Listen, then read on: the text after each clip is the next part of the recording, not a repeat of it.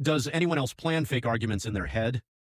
Okay, so I'm not proud of this, but I totally plan fake arguments in my head.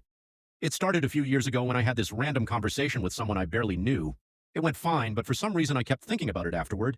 And then, in the middle of a totally unrelated task, maybe washing dishes or walking to the bus stop, I started imagining how I should have responded. You know, those moments when you think of the perfect comeback way after the conversation's over. Except for me, it wasn't just a single comeback, it was an entire argument. At first, I laughed at myself.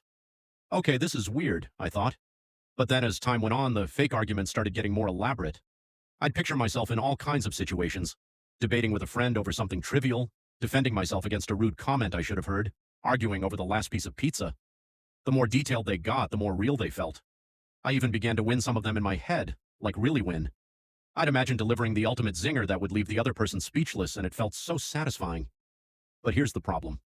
I'd get all fired up over these fake arguments and would start practicing my lines, as if I was going to face this person in real life.